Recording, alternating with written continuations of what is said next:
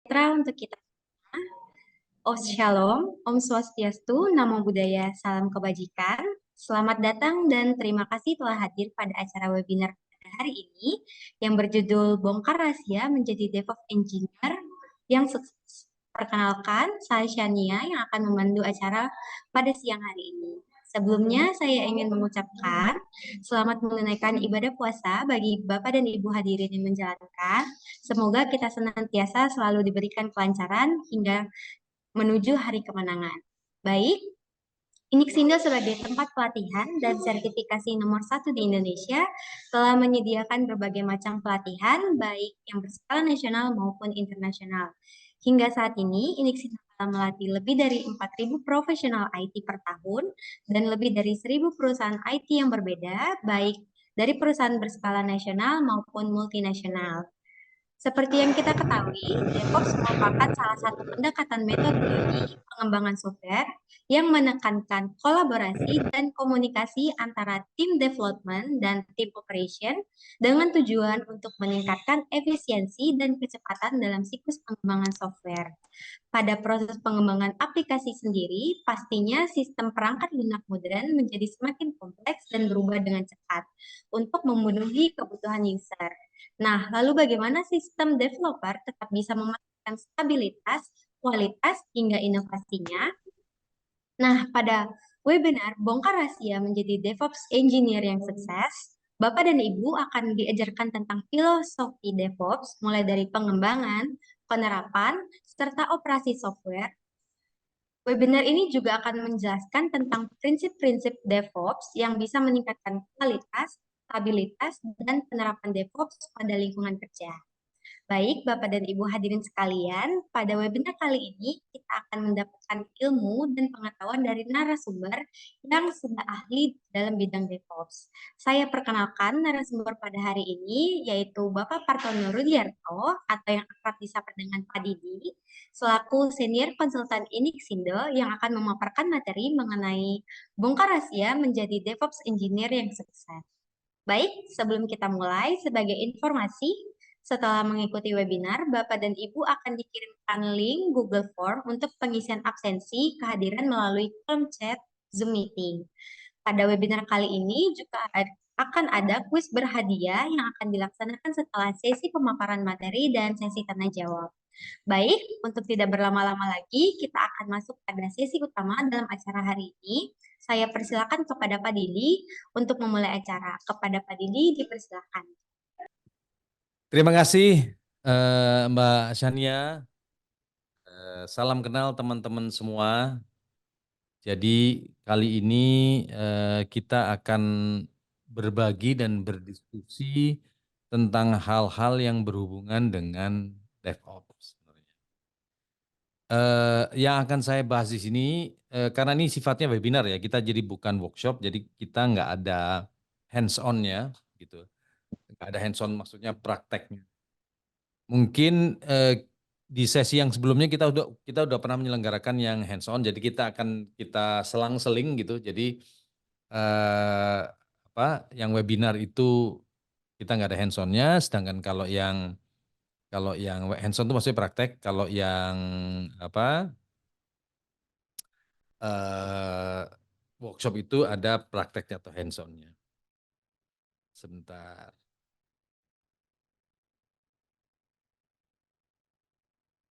Nah, saya yakin Bapak Ibu semua yang ada di sini sudah apa?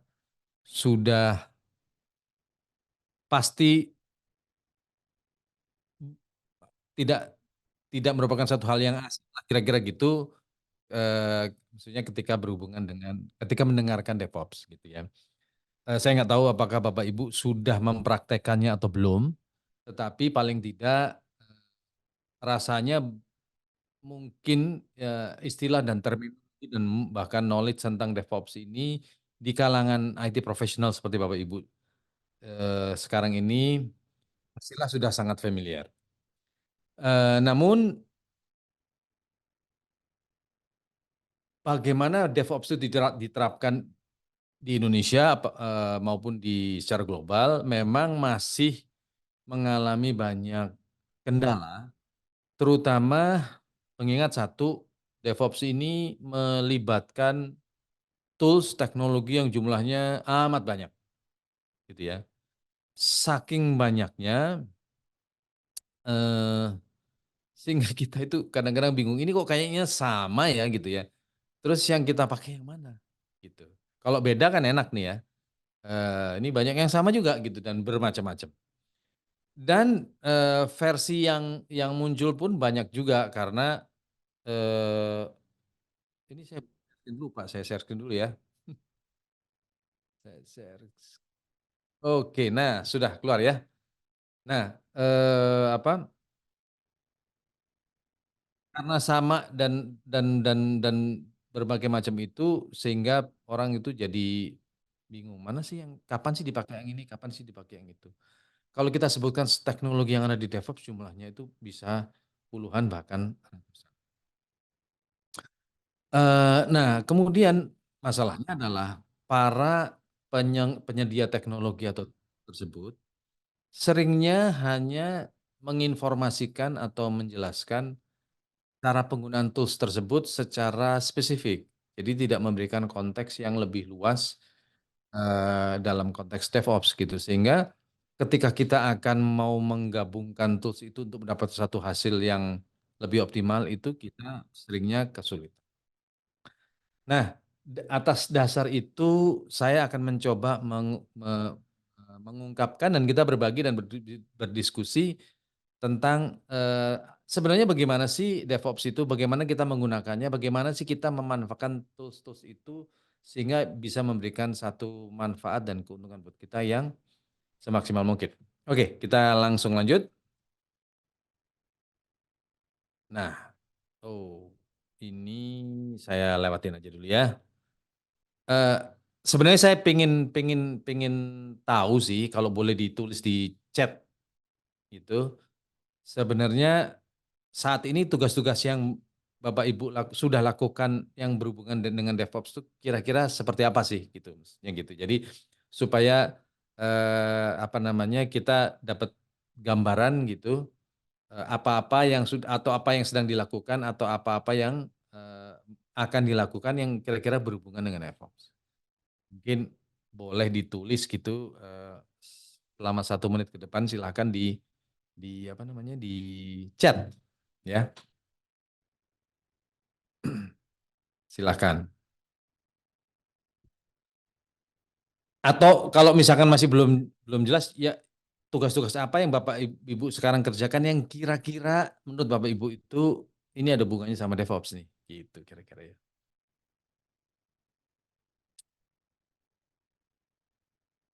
Silahkan, belum ada yang nulis ya.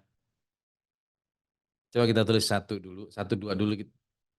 Nah ini ada yang nulis nih kayaknya. CI/CD, oke. Wah ini kalau CI/CD berarti sudah DevOps Pak, gitu ya. Jadi berarti Bapak sudah menerapkan itu. Oke, terima kasih Pak, siapa nih? Pak Raihan Hadi Nugroho. Oke, mungkin ada yang lain?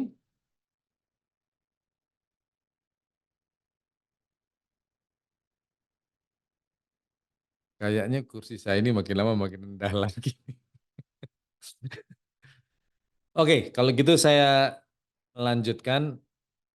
Kita akan bahas sama-sama konsep DevOps dulu. Ini mungkin pengulangan ya, tapi nggak apa-apa biar kita lebih apa namanya sama pemahamannya kira-kira gitu ya. Jadi pada dasarnya eh, di setiap pekerjaan pengembangan sistem informasi, baik itu membuat aplikasi atau masang infrastruktur, migrasi dari, on premise ke cloud dan lain sebagainya, itu tuh akan ada tahapan-tahapan gitu yang kita harus lalui, pasti begitu ya. Dan tahapan yang umum lah gitu ya, yang umum yang paling sering digunakan ya tentunya yang pertama adalah develop itu bisa juga, apa namanya, desain gitu ya, katakan gitu, desain dan develop.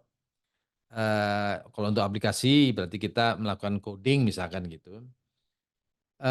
Lalu kemudian setelah itu tentunya kalau kita pengen tahu hasilnya ya kita lakukan tes dong ya kan, kita develop lalu kemudian kita tes.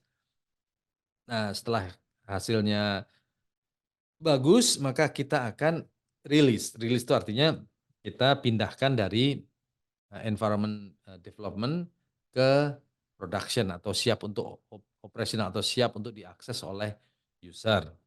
Nah, setelah itu kemudian akan diserahkan ke user untuk kemudian user itu akses gitu ya. Nah, biasanya bagian yang develop itu adalah bagian dari orang development, sedangkan yang rilis dan memaintain segala macam operation itu namanya orang operation, misalnya gitu ya. Jadi seperti itu. Lalu kemudian testing ini biasanya bisa dari orang development, bisa dari orang operation atau gabungan dari keduanya. Kalau ini dilakukan secara bertahap itu namanya atau metodenya namanya waterfall gitu ya. Jadi satu selesai kemudian pindah ke tahap yang jadi develop selesai, pindah ke tes, tes selesai, pindah ke rilis dan seterusnya. Biasanya itu membutuhkan waktu. Ini cuma contoh aja ya. Ini apa namanya 3 bulan gitu yang umum. Ini dengan kurang lebih 45 features kalau di situ dibilangnya ya gitu ya. Ini contoh aja. Sebenarnya sih nggak ada patokan ya gitu ya. Nah, lalu kemudian ada yang sekarang model yang namanya agile gitu ya. Jadi semua pekerjaan itu dipecah jadi kecil-kecil, lalu kemudian diharapkan proses develop, tes dan rilis itu dilakukan sekaligus gitu. Untuk satu apa namanya pekerjaan modular atau satu fitur di situsnya. Kalau yang di atas kan 45 fitur kan. Itu satu fitur dikerjakan develop tes rilisnya dalam waktu 4 jam untuk satu fitur. Lalu kemudian nanti yang berikutnya juga gitu lagi 4 jam satu fitur dan seterusnya nanti kemudian disambung-sambung kira-kira gitu. Nah, ini yang dikenal dengan istilah metode agile atau scrum. Nah, memang kalau kita belajar atau kita kita ya ingin menerapkan DevOps, kita nggak bisa lepas dari agile ya gitu. Karena idealnya sebelum kita menerapkan DevOps, maka prinsip agile development atau Scrum itu memang sudah ada di kepala kita supaya kemudian waktu kita melakukan seluruh pekerjaan, seluruh rangkaian pekerjaan itu kita bisa lakukan dengan metode yang agile tadi, gitu ya. Nah, cuman masalahnya di sini adalah ini nggak terlalu jelas ini fungsi devnya mana, ops-nya mana gitu ya. Dan kalaupun jelas seringkali handover, perpindahan output dari development ke operation ini nggak mulus gitu karena apa namanya banyak hal yang apa ya orientasi dan bahasanya itu berbeda antara orang development dengan orang operation. Nah, sedangkan kalau yang di bawah ini yang agile nggak mungkin kita bisa mentolerir adanya apa ya ketidakharmonisan antara dev dan ops karena waktunya kan pendek. Kalau ini kan waktunya 3 bulan gitu ya, masih ada nggak sinkron, masih kita bisa diskusikan segala macam. Kalau waktunya 4 jam kan nggak mungkin gitu ya, jadi harus selesai. Maka memang fungsi development dan operation ini harus berjalan dengan baik gitu ya. Karena kalau enggak nanti akan apa namanya oke. Ini ada pertanyaannya. Jadi kalau nggak cepet ya nggak sorry kalau nggak integrasi dev sama ops ya nggak mungkin jalan gitu kira-kira gitu. Ini ada Pak Welly. Oh ini udah ada banyak nih ya. Mbak Vinanda, CI/CD Ansible Automation Monitoring ya oke. Sama Terraform, wah udah banyak berarti. Tapi mungkin lebih banyak di CD-nya kalau saya lihat ini. Tapi enggak juga deh CI/CD juga. Saya pernah interview DevOps, semua lolos pada interview dan pada waktu itu aku headnya di mana kalau VM Crash yang ditanya itu saya pernah interview DevOps, semua lolos pas interview pada waktu itu aku headnya di mana kalau VMware Crash ditanya yang itu bagaimana? VMware Crash itu maksudnya virtual mesinnya crash gitu ya. Nanti akan ada penjelasannya di sini Pak ya, nanti akan saya jelaskan ini. Oke, ini memang Palu Gada DevOps Infra seharusnya kalau perusahaan itu masuk harusnya bagian Ops Pak. Oke, ini udah dijawab juga sama teman. Tapi nanti saya jelaskan. Oke, lanjut ya. Jadi kebutuhan yang seperti ini membutuhkan adanya integrasi antara dev sama ops ini. Kayaknya gampang gitu ya integrasi sama dev sama ops ini. Padahal ya memang susah karena ini melibatkan banyak tugas-tugas yang mesti diselesaikan, lalu kemudian banyak tools dan banyak budaya yang berbeda ketika kita menggabungkan ini. Banyak perspektif yang berbeda, kira-kira gitu ya. Nah, penggabungan dari itu, itulah yang namanya DevOps. Sehingga kalau udah DevOps itu memang sudah agak samar mana yang orang Dev, mana yang orang Ops. Karena mereka biasanya akan mengerjakan semuanya, gitu kira-kira gitu ya. Gitu. Oke.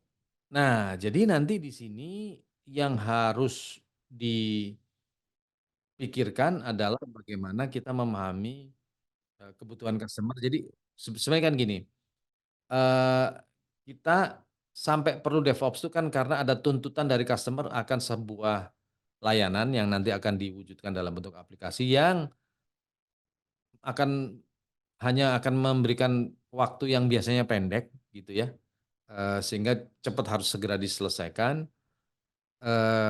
dan di mana kalau kemudian itu berhasil atau tidak. Kalau berhasil akan meningkatkan value-nya dari si perusahaan yang akan mengeluarkan layanan itu. Tapi kalau kemudian gagal, tentunya juga akan memberikan dampak yang kurang lebih negatif gitu ya. Jadi dari situ peran DevOps ini kalau berhasil ya sangat besar sekali gitu. Namun di sini akan membutuhkan banyak aspek yang mesti kita pelajari, kira-kira gitu ya. Kemudian DevOps ini juga kaitannya nanti dengan investasi kita di teknologi gitu ya. Eee, Perusahaan itu sekarang ini mulai makin lama mulai makin mikir gitu ya untuk kita investasi teknologi, karena teknologi itu umurnya pendek gitu ya. Karena umurnya pendek maka teknologi itu cepat expired atau obsolete, sehingga kita harus ganti lagi. Sedangkan fungsinya itu masih belum dirasakan atas investasi yang sudah dikeluarkan. Sehingga kesannya investasi itu merugikan gitu ya, kira-kira gitu ya.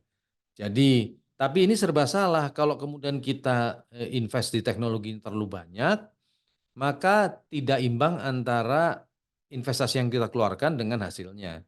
Tapi kalau, investasinya terlalu sedikit, maka kita keteteran nggak bisa ngejar dengan kebutuhan-kebutuhan yang, kebutuhan pasar atau kebutuhan-kebutuhan yang harus kita penuhi, untuk melayani customer kita gitu ya. Jadi kita harus memilih yang pas kira-kira gitu. Nah, jadi itu semua mendasari kenapa DevOps itu dibutuhkan.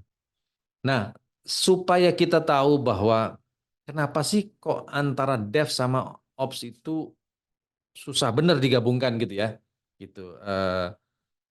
Jadi gini, eee, Dev atau orang-orang yang bertanggung jawab di bagian Dev atau development, ini tentunya dia itu akan bertanggung jawab terhadap permintaan dari siapapun internal dari perusahaannya dia, yang gunanya adalah untuk menambahkan, layanan-layanan baru yang bisa diberikan oleh perusahaan itu. Layanan baru itu adalah misalkan, ini misalkan sebuah apa ya, sebuah perbankan lalu dia akan memberikan layanan baru untuk, aplikasi, untuk marketplace atau payment gateway atau apapun, kira-kira gitu. Berarti kan itu layanan harus dibuat kan, harus dikembangkan. Maka development atau pengembangan itu akan berorientasi kepada, eee, aspek bisnisnya. Jadi dengan adanya layanan baru, maka orang bisnis akan bisa ngitung nih, "Oh kalau gitu nanti kira-kira, potensi revenue saya akan naik sekian, karena market share yang bisa didapatkan itu akan naik sekian," gitu ya. Atau kalau paling enggak kemudian ini bisa meningkatkan kepuasan pelanggan lebih tinggi, sehingga nanti diharapkan bisnisnya akan berulang dan lain sebagainya. Jadi dev itu orientasinya adalah bagaimana memenuhi kebutuhan bisnis supaya bisa mengeluarkan aplikasi, dengan, dalam jumlah banyak, bagus dan cepat, kira-kira gitu ya. Nah, sedangkan orang operation itu kan aplikasi-aplikasi yang dibuat tadi, kemudian di-hosting atau dititipkan kepada orang operation untuk kemudian dijalankan pada waktu production kan. Nah, orang operation berpikirnya adalah gimana caranya aplikasi itu jangan mati, gimana aplikasi itu jangan sampai lambat, gimana caranya aplikasi itu jangan sampai dihack atau secure dan lain sebagainya. Karena kalau sampai mati, sampai lambat atau dihack segala macam, saya akan dikomplain sama pelanggan, ya, gitu. Jadi orang ops akan berpikir gimana caranya kita mengatur infrastruktur ini supaya kinerjanya optimal, gitu. Nah, dia lagi ngatur-ngatur gitu, orang dev tiba-tiba ngasih lagi aplikasi baru, ngasih lagi aplikasi baru. Puyeng lah dia kan. Gitu. Yang ini aja belum kelar, ditambahin lagi. Udah gitu orang dev mintanya bahwa aplikasi ini hidupnya 24 jam. Terus kalau mati SLA-nya nggak boleh lebih matinya nggak boleh lebih lama dari 10 menit katakan gitu. Jadi kan maka orang operasi ini harus melakukan upaya bagaimana caranya supaya customer itu nggak komplain karena sistemnya nggak jalan terganggu katakan gitu.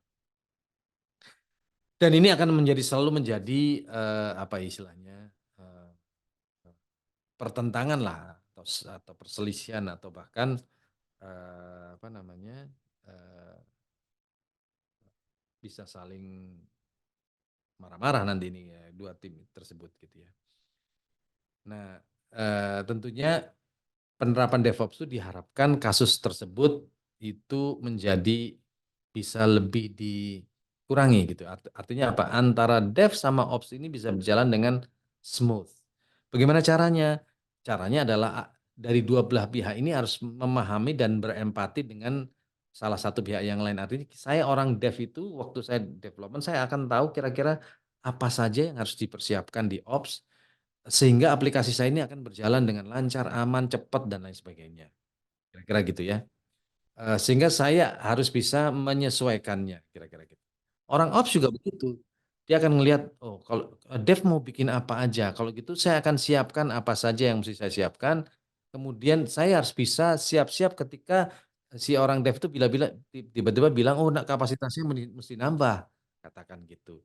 Karena usernya sekarang subscribernya tadinya 1 juta, sekarang jadi 4 juta, misalkan begitu ya, kira-kira gitu ya. Jadi ini yang membuat proses ini harus berjalan dengan baik dan perubahan-perubahan itu harus bisa diantisipasi oleh dua belah pihak ini dari awal sistem itu akan dibangun, nggak bisa nunggu sampai selesai terus dikasih terus kemudian ternyata kalau ada kendala itu kemudian harus diselesaikan secepat itu nggak bisa gitu ya. Oleh karena itu kemudian si pembuat DevOps ini berpikir keras gimana ya caranya supaya antara proses yang ada di Dev dan DevOps ini bisa berjalan dengan mulus. Lalu kemudian mereka mencoba mulai mengembangkan sebuah metode yang kurang lebih bisa digambarkan melalui gambar ini. Jadi apa ya istilahnya eh, integrasi, nah, mungkin kata-kata yang lebih tepat itu. Integrasi antara Dev dan Ops itu dibuat sedemikian rupa seperti ini, ya. Jadi bisa dimulai dari titik yang manapun di sini sebenarnya. Kemudian dia akan berjalan di dalam environment Dev maupun di environment Ops gitu ya, secara iteratif dan continuous gitu ya. Jadi berkelanjutan. Gitu. Jadi dengan demikian dua belah pihak ini bisa melihat atau memiliki perspektif tentang sekarang ini statusnya lagi ada di mana, ada perubahan apa yang mesti saya siapkan atau saya lakukan kira-kira gitu. Nah, secara umum kalau kita ngelihat proses pengembangan sebuah sistem informasi yang umum kan tentunya kalau ada request dari usernya gitu ya, perwakilan dari user untuk membuat sesuatu kan kita mesti buat rencananya dulu yang isinya adalah misalkan itu ada user requirement, design dan lain sebagainya. Nah itu semuanya ada di dalam yang namanya plan ini yang warna biru ini. Jadi tentunya plannya pun harus dikerjakan dengan baik. Nah, kalau kita ingat tadi pembicaraan yang di depan bahwa sekarang ini modalnya pakai agile, maka plan itu dipecah menjadi plan kecil yang namanya sprint, gitu ya. Jadi itu menjadi sprint, kira-kira gitu. Nah, ini tergantung penerapannya bagaimana. Lalu kemudian setelah itu selanjutnya adalah tim development akan melakukan yang namanya coding. Ya, dia melakukan programming lah kira-kira gitu. Kalau dia programnya kecil dilakukan oleh dia sendirian, tapi kalau programnya gede atau banyak atau modulnya banyak, maka akan dikerjakan oleh beberapa orang gitu ya, yang bekerja sama untuk menjalankan code itu. Ketika dikerjakan oleh beberapa orang, maka permasalahan muncul.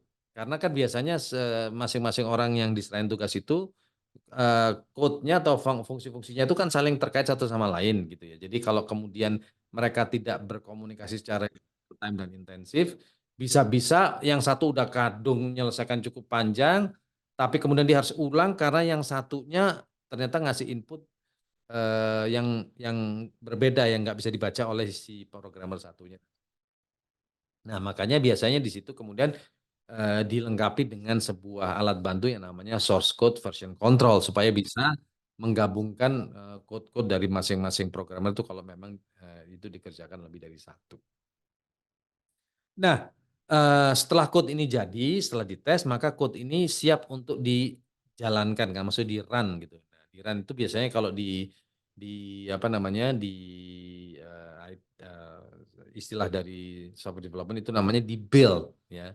Di-build ini dia menjadi executable lah kira-kira gitu ya, di-build atau pakai interpreter, eee, untuk kemudian supaya dia bisa akses, bisa dijalanin gitu. Jadi nggak cuman berupa berupa code aja gitu. Jadi pasti ada proses yang namanya build, ya.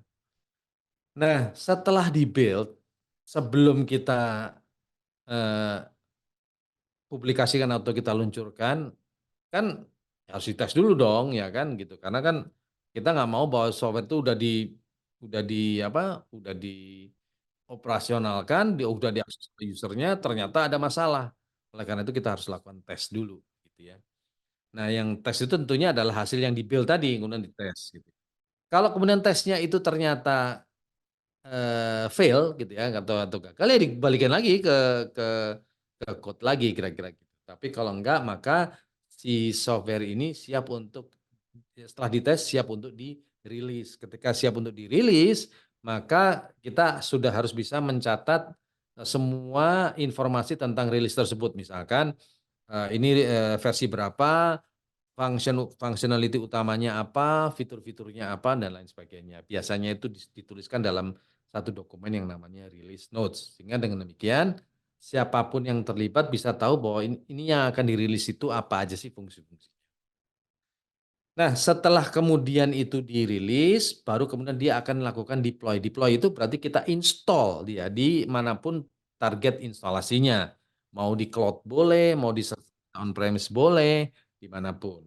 Dan install itu biasanya, untuk, perusahaan-perusahaan yang, aplikasinya diakses oleh orang dalam jumlah yang sangat besar, install itu nggak bisa cuma di satu 2 server, bisa aja di 100 server misalkan kayak gitu ya, supaya apa, supaya nanti kalau server yang satu itu, load-nya udah tinggi, maka pelanggan berikutnya pindah ke server yang kedua, ketiga, dan seterusnya, supaya tidak ada bottleneck di operation. Nah, jadi itu yang dipikirin oleh nanti orang, ops-nya untuk bagaimana caranya kita melakukan, konfigurasi, instalasi, dan lain sebagainya. Nah, setelah kita deploy, beres dong, langsung jalan, belum selesai, yang harus kita jaga adalah operation dari apa-apa yang sudah kita deploy tadi. Kan, waktu kita deploy ke operation, maka sistem itu akan beroperasi biasanya 24 jam kan, 24 jam, apalagi kalau aplikasi yang penggunanya banyak macam kayak, aplikasi marketplace seperti Tokopedia, apa namanya, Bukalapak, Gojek, dan lain sebagainya itu kan dia beroperasi 24 jam dan penggunaannya itu, intensif gitu, nggak ada batas waktunya gitu. Sehingga orang operation inilah yang kemudian akan selalu memonitor, "Ini sistem saya masih baik-baik aja nggak nih?" Gitu ya. Eee, ada yang kira-kira ada gangguan sehingga kemungkinan ada crash nggak nih? Kalau sampai crash saya udah siapin backup-nya nggak nih? Supaya yang crash itu kemudian bisa langsung diganti supaya user itu nggak terasa kalau ada, gangguan misalkan gitu. Nah, itu yang dikerjakan oleh orang operation. Lalu kemudian yang dilakukan selanjutnya adalah monitoring gitu. Monitoring itu yang operation pun dilihat gitu. Oh, ini traffic ini meningkat nih kira-kira ini, apa trennya atau tendensinya nih? Eee, wah kalau meningkat ter ter mulai mulai kelihatan ada, bottleneck di beberapa tempat. Oh kalau gitu apa yang mesti kita adjust? Kira-kira gitu ya. Atau, apa namanya, sering terjadi error sistem dan lain sebagainya, apa yang mesti kita perbaiki dan seterusnya. Dan output dari monitor itu akan kemudian jadi masukan buat tim itu untuk kemudian merevisi atau memperbaiki atau menambah, aplikasi tadi ya. Maka akan masuk plan lagi lalu kemudian ini prosesnya berulang lagi. Kira-kira seperti itulah proses yang ada di dalam, DevOps ini, kira-kira begitu. Nah, memang sih kalau kita lihat, wah ini enak banget ya kalau kayak gini ya. Jadi, apa namanya, proses ini transparan buat semua, sehingga orang operation pun pada waktu prosesnya lagi di-code pun dia sebenarnya sudah bisa melihat gitu, prosesnya itu sedang seperti apa, kira-kira fiturnya apa yang saya harus sesuaikan, kira-kira gitu ya. Nah, diharapkan kalau ini semua berjalan dengan mulus, maka apapun yang menjadi kendala sebelum diterapkan DevOps itu bisa nggak terjadi lagi. Nah, tapi itu kan idealnya begitu ya, tapi ternyata menerapkan DevOps ini ternyata nggak mudah gitu ya. Jadi apa yang ingin kita dapatkan ini harus kita pastikan bahwa kita memiliki satu pemahaman yang cukup kuat terhadap DevOps itu sendiri. Kemudian yang kedua adalah kita juga bisa selektif ya dalam memilih tools-tools yang akan kita pergunakan karena tersedianya dalam jumlah yang amat banyak gitu ya. Gitu. Ini ada pertanyaan lagi Mbak Anggi? Atau ini masih diskusi yang di atas ya? Oke, ini ada banyak pertanyaan, tapi ini karena saya belum sampai situ nanti akan mudah-mudahan sudah terjawab ini pertanyaannya pada waktu saya menjelaskan ya, Mbak Anggi ya. Mbak Sania sorry, aku ngelihatnya Mbak Anggi ada di sini soalnya. Ininya Mbak Sania. Ya Mbak Sania, jadi sebenarnya kalau kalau saya lihat pertanyaannya, eee, ada di presentasi saya berikutnya nanti ya. Jadi nanti kalau sudah itu dilewati masih ada pertanyaan, monggo ditanya lagi gitu ya Mbak Sania ya? Iya, baik, Pak. Oke. Oke, nah, ini ada yang namanya software delivery operational matrix. Jadi sebenarnya kan gini, masing-masing, pokoknya intinya gini, pokoknya intinya gini, eee, bisnis itu maunya, apa namanya, kalau arahan bisnis kemana, trennya customer kemana harus direspon dengan layanan bisnis yang sesuai dengan permintaan customer tadi. Dan biasanya ketika merespon layanan itu, eee, konteksnya dengan IT adalah membuat sebuah aplikasi baru atau menambahkan fitur baru di dalam, kan gitu ya. Ketika kita menambahkan baru, maka nanti yang ditambahkan itu akan berpengaruh kepada pekerjaan yang maupun pekerjaan yang ada di operation, gitu kan. Nah, bagaimana kita itu melihat kinerjanya ini agar apa yang diharapkan tadi itu bisa, terlaksana bahwa kita bisa mendevelop software dengan fungsinya bagus, cepat gitu ya, dan handal gitu, kira-kira gitu. Nah, kalau di bagian development, itu tuh kan ukurannya itu adalah lead time ya. Jadi seberapa cepat software ini bisa dibikin sih? Kira-kira gitu ya. Itu kalau development. Kalau deployment itu adalah ketika kita mendeploy, ketika kita menginstall lah gitu kira-kira gitu ya. Seberapa sering ini install-nya itu gagal gitu, sehingga karena nggak kompatibel atau segala macam gitu ya, gitu. Nah, 2 hal ini lead time dan change file ini akan apa namanya, akan apa istilahnya, mendefinisikan ukuran yang namanya deployment frequency. Deployment frequency itu artinya apa? Kalau misalkan, lead time-nya pendek terus, change file-nya itu nggak terjadi Kak, maka kan sekali udah langsung bisa di, rilis kan. Tetapi kalau misalkan change file-nya berkali-kali maka dia kan harus ulang gitu. Maka frekuensinya akan sering pengulangannya ini gitu ya.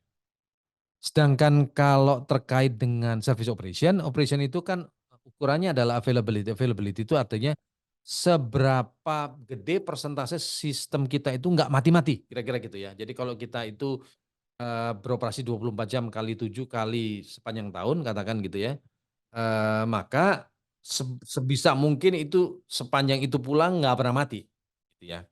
Nah, Kalau sampai mati, kalau bisa matinya sependek mungkin. Nah, itu yang namanya availability. Nah, kalau sampai terjadi fail, berarti kan unavailable kan, gitu ya, unavailable, maka yang diukur di sini adalah seberapa cepat dia bisa restore kembali, supaya kemudian, apa ya, si user itu nggak terganggu lama pada waktu, mau mengakses aplikasi atau layanan tersebut. Nah, ini semua menjadi matriks yang akan dipergunakan di dalam software development and operation jadi tadi gitu ya, jadi di dalam DevOps tadi. Nah, untuk bisa mendapatkan itu tentunya banyak hal yang mesti kita, pastikan gitu ya. Pertama tentunya, apa namanya, platform cloud yang akan mendukung. Jadi artinya kalau kita, apa, masang sendiri on premise dengan physical server, dengan memaintain physical server yang begitu banyak, pasti kerjaan kita akan banyak sekali gitu ya. Sehingga yang memudahkan adalah kita menggunakan teknologi cloud yang kita pakai virtualisasi atau VM tadi disebutin oleh Bapak yang di depan tadi. Sehingga dengan demikian paling enggak itu akan mempermudah proses, apa namanya, penyediaan infrastruktur gitu ya, kira-kira gitu. Lalu tentunya tools ya, tools ini adalah tools yang membantu segala proses. Misalkan tadi waktu coding-nya ada tools, pada waktu testing-nya ada tools-nya, pada waktu rilis dan deployment ada tools-nya juga, pada waktu monitoring ada tools-nya juga, pada waktu operation ada tools-nya juga. Jadi penggunaan tools ini mutlak, nggak bisa diabaikan. Terus yang namanya psychological safety, ini biasanya nanti ada kaitannya sama security ya gitu ya. Jadi pada waktu kita membangun ini, apa ya istilahnya, mindset keamanan itu sudah harus ada di semua orang yang mengembangkan ini gitu ya, supaya, apa, sistem ini memang benar-benar handal. Kemudian ada yang namanya loosely coupled architecture. Nah, sekarang ini adalah zamannya microservices dan API, bukan monolit.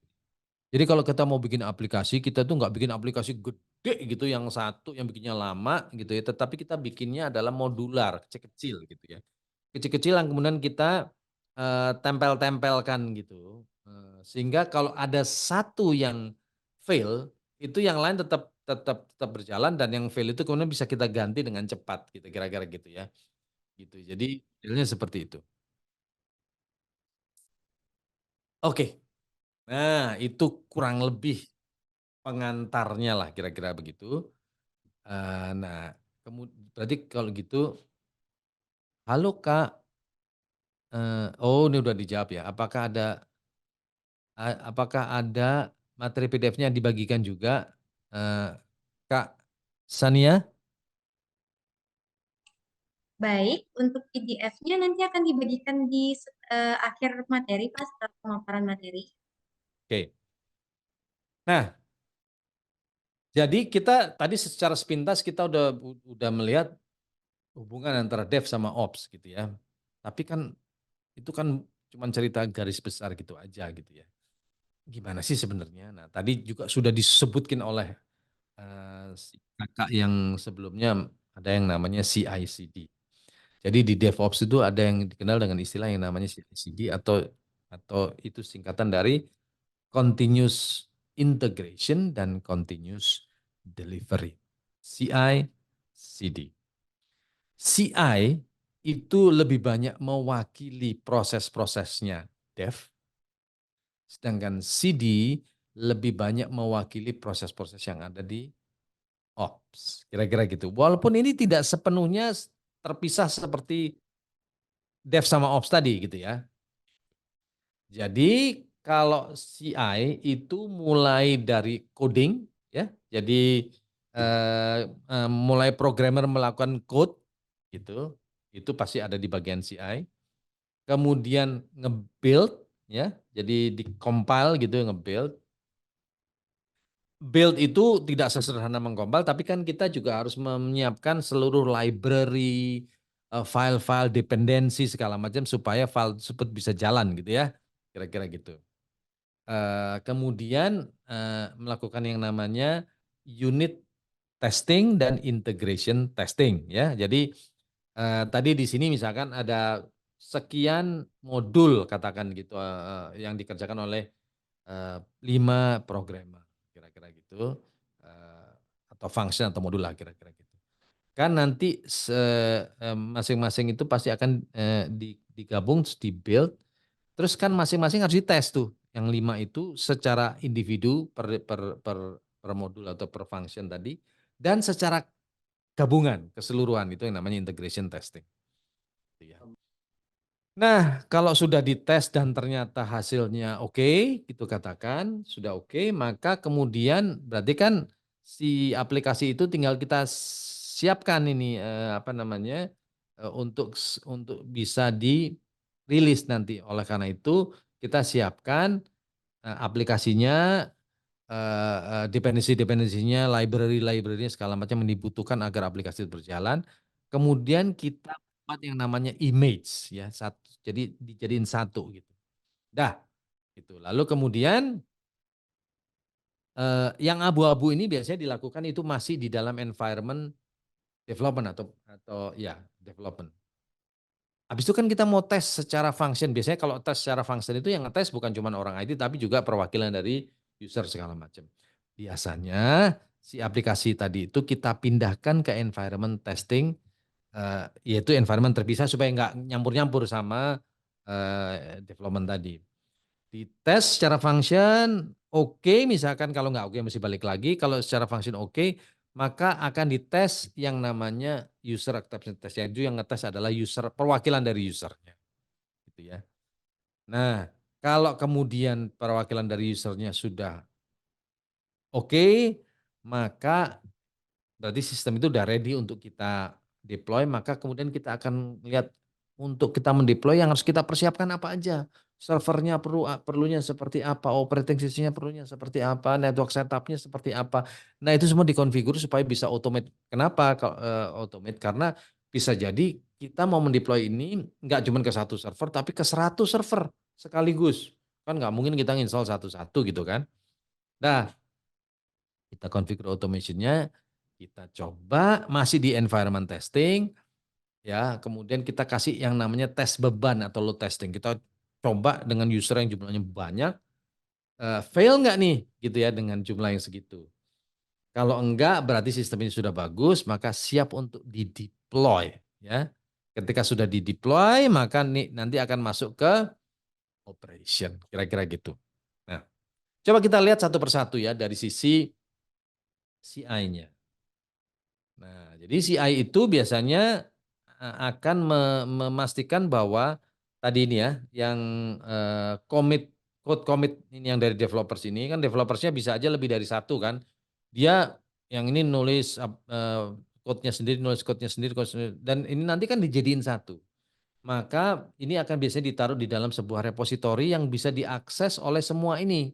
Dan, akan memberikan feedback secara otomatis ke masing-masing ini kalau ada update atau perubahan segala macam. Maka si programmer itu melakukan check in ke sana untuk bisa men-check in-kan code yang dia dia apa namanya, buat. Kalau sudah, selesai dia akan check out, dengan demikian si code itu available untuk kemudian bisa diakses oleh yang lain-lain gitu ya, kira-kira gitu. Ya di dalam repository ini. Nah, tentunya proses ini setelah dimasukkan repository ini akan masuk ke dalam yang namanya CI server gitu ya. Karena ini nanti akan ada banyak, ini ada ini sprint yang pertama, nanti ada project yang kedua, sprint yang kedua, yang ketiga, keempat, banyak banget gitu ya. Akan masuk sini gitu ya. CI server. Nah, nanti si CI server ini akan mengatur proses itu ketika di-build masih di dalam environment, development, atau ketika dites gitu ya. Berarti tadi di environment test atau ketika di resultin di environment operation. Jadi dia akan mindah-mindahin itu semua secara otomatis gitu ya.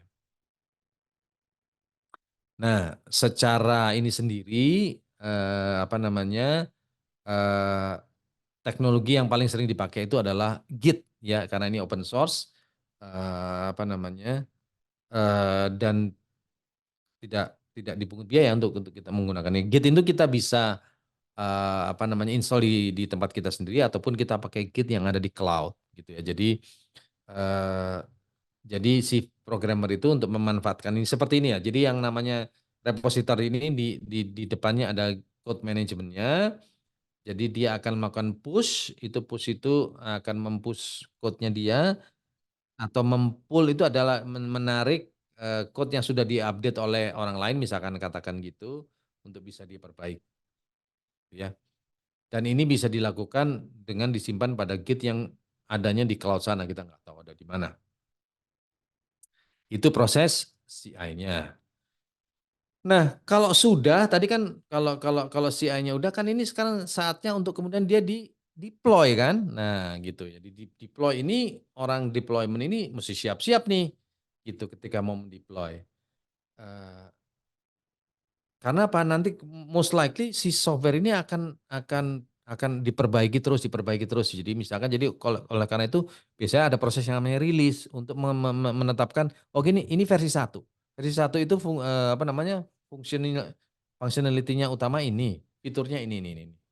Nanti setelah di-deploy di production ada masukan ada perbaikan ternyata dan lain sebagainya, maka akan diperbaiki rilis yang satu poin sekian katakan gitu ya, 1.1 gitu. Jadi seperti itu dan 1.2 dan seterusnya. Nah, maka si CD ini dia ingin memastikan bahwa pada waktu akan dideploy urusan rilisnya ini sudah beres sehingga dia waktu itu tinggal mendeploy dengan kriteria-kriteria deployment atas spesifikasi seperti yang ada di dalam release notes yang sudah tulis sebelumnya gitu ya. Nah, jadi kalau di yang umum gitu katakan terutama kalau kita menggunakan 2, apa namanya, 2 istilah ini tadi, source code management gitu ya, tadi. Source code management dan repository. Nah ini code management dan repository, itu, saat ini yang terkenal, yang banyak dipakai oleh para developer itu adalah yang berbasis Git itu ada GitLab sama GitHub. Kalau nggak salah GitHub itu adalah versi kayak GitLab-nya gitu yang didanai oleh Microsoft. Ya ini juga gratis juga gitu ya. Jadi apa namanya, nanti kita tinggal nge-push sana lalu kemudian baru nanti kita deploy-nya itu ke mana gitu, ke database atau segala macam. Nah itu nanti kita akan, bisa menggunakan fasilitas yang ada di GitLab dan GitHub ataupun kita Eee, menggunakan platform cloud yang kita miliki.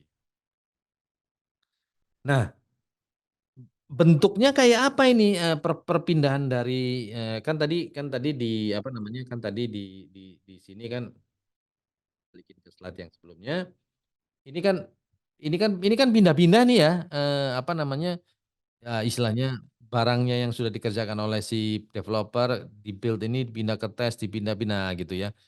Bentuknya kayak apa sih mindah-mindahnya? Apakah itu file gitu yang di-copy-copy gitu? Ya bisa aja, tapi kalau kayak gitu nanti kemungkinan terjadinya, apa ya, tidak terintegrasi itu gede banget gitu. Jadi kita maunya waktu kita mindah-mindahin itu, semua tadi itu sudah kita masukkan ke dalam kayak paket gitulah, paket yang isinya udah macam-macam, ada code-nya, ada build-nya yang sudah ada library-nya, ada dependensinya, ada OS configuration dan lain sebagainya.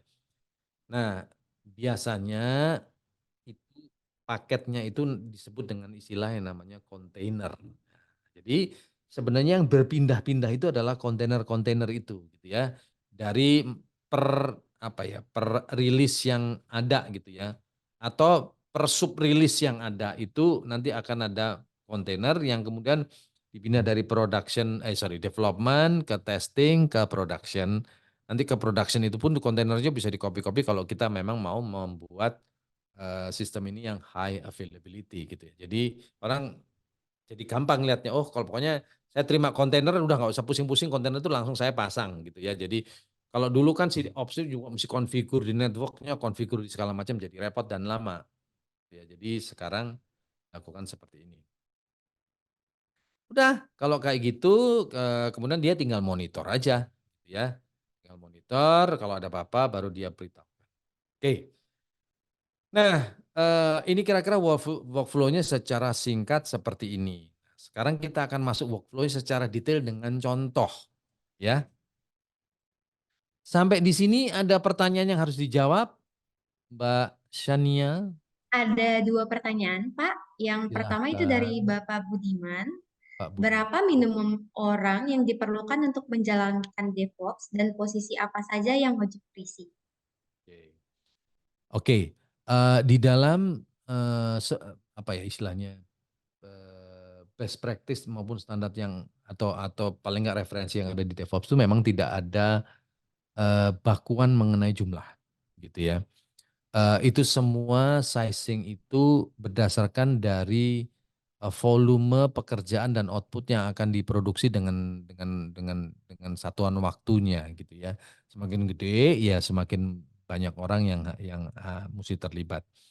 Eh, Gitu ya kira-kira. Nah, terus kemudian fungsi-fungsi apa aja gitu ya. Jadi eh, sebenarnya memang makin ke sini diharapkan semua orang itu disebutnya adalah DevOps engineer atau platform engineer. Jadi dia itu diharapkan ngerti kalau bisa semuanya gitu ya, kira-kira gitu. Cuman mungkin akan diberikan tanggung jawab yang berbeda-beda aja nanti penekanannya ada di bagian mana gitu ya. Kenapa begitu? Bahwa ini memang apa berat, ya berat kalau kita lakukan secara manual. Tapi nanti kita akan lihat di bawah bahwa DevOps ini is all about orchestration and automation, gitu ya. Jadi ketika proses ini terautomate, ya, maka ya jadi cepat dan jadi mudah, gitu. Sehingga dengan demikian orang itu bisa jadi lebih sedikit untuk volume-volume pekerjaan tertentu, gitu. Itu mungkin menjawab ya pertanyaan yang pertama. Nanti sambil saya akan jelaskan lagi ya. Nah, kalau menurut sistem Sirekap itu masalahnya di mana karena banyak masyarakat yang komplain terhadap sistem hitungnya. Tentunya dengan informasi yang saya dapatkan cuman dari berita-berita, saya tentunya nggak bisa apa ya menyimpulkan atau masalah di mana karena kan sebenarnya kalau kita mau lihat ya memang kita harus melakukan audit aplikasi tersebut baik dari sisi infrastruktur, proses pengembangannya, datanya, dan policy dan prosedurnya gitu. Jadi dari situ akan kelihatan kurang-kurangnya di mana sih sebenarnya kayak gitu. Oke, itu dua itu ya. Iya, benar, Pak. Oke, nah sebelumnya saya akan lompat sedikit sebelum ke DevOps workflow ini ke yang namanya pemahaman tentang yang namanya automation dan orchestration gitu ya. Gitu saya akan lompat dikit. Eh Gini, apa yang membuat DevOps itu menjadi apa ya, masuk akal untuk kita terapkan. Kan kan gini, kalau zaman dulu itu kan orang bilang gini, kalau kalau orang user minta dibikinin aplikasi kepada orang IT atau orang development, mereka user bilangnya bikinin aplikasi yang bagus, cepat dan murah, kira-kira gitu ya. Nah, eh, maka orang IT bilang nggak mungkin saya bisa penuhi tiga-tiganya. Saya cuma bisa penuhi dua dari tiga. Jadi kalau mau cepat bagus nggak mungkin murah, mau cepat murah nggak mungkin bagus, mau apa bagus murah nggak mungkin cepat. Kira-kira gitulah ya. Tapi sekarang ini nggak bisa kayak gitu. Memang tuntutannya adalah cepat bagus murah. Mana caranya cepat bagus murah gitu ya. Maka caranya adalah eh, sebanyak mungkin pekerjaan yang bisa diotomasikan harus diotomasikan. Jadi kita tidak lakukan manual, gitu ya. Maka otomasi itu akan mempercepat dong, tapi tidak mengkompromi kualitas. Otomasi itu kan mempercepat, tapi metodenya tetap metode yang matang, gitu ya. Gitu. Nah, kalau orkestrasi itu adalah bagaimana caranya sistem-sistem yang diotomasi ini itu bisa bekerja sama dengan baik satu sama lain. Percuma juga kalau sistem itu kemudian nggak bisa bekerja sama kan gitu ya. Nah maka ini adalah sebagian kecil dari tools yang akan kita mungkin akan pakai pada waktu kita menggunakan eh, memanfaatkan DevOps ya seperti Maven, Gradle, Docker, Terraform, apa namanya Kubernetes, Selenium, Python, Git, GitHub Action, macam-macam ya, GitLab CI/CD, AWS, Ansible, dan lain sebagainya. Itu tuh adalah berbagai tools untuk automation dan orchestration. Automation itu apa sih? Automation itu di sini dikatakan bisa melakukan sebuah pekerjaan itu berulang-ulang, ya. Jadi misalkan apa? eh, Coding untuk fungsi tertentu atau testing untuk hasil coding tertentu. Ketimbang kalau dulu tiap testing itu kita harus ada orang yang melakukan testing untuk melihat apa namanya sintaksnya benar apa enggak, programatiknya benar apa enggak, fungsinya benar apa enggak. Ini dilakukan secara otomatis, ya, karena itu berulang-ulang. Tapi otomasi itu sebenarnya walaupun kita banyak yang dilakukan tes, sebenarnya masing-masing itu mengerjakan satu task saja, gitu ya, gitu. Ya tes gitu, automation-nya dari tes, automation dari konfigurasi, automation dari, apa namanya, setting tertentu katakan gitu ya, kayak gitu, gitu. Itu diotomasi. Untuk misalkan gini, misalkan saya mengkonfigur satu server gitu ya, eee, saya konfigur. Ketika saya harus mengkonfigur 1.000 server, kalau saya lakukan manual kan repot. Maka yang namanya otomasi itu adalah pekerjaan saya tadi saya automate, lalu direplikasi atau dikerjakan secara otomatis untuk 1.000 server yang lain secara cepat. Kira-kira gitu ya. Nah, dan ini sebenarnya untuk mengimprove atau mempercepat di satu area. Nah, ketika areanya banyak, maka itu tugasnya orkestrasi. Ya, jadi ada tools yang akan mengorkestrasi berbagai macam tools yang mengotomasi tadi menjadi satu rangkaian yang akhirnya akan menghasilkan satu pekerjaan yang cepat tapi tetap bagus gitu. Ya, jadi misalkan, di sini ada satu task untuk merequest resource. Resource itu misalkan sebuah server atau sebuah virtual machine gitu ya, atau pokoknya resource computing lah gitu ya.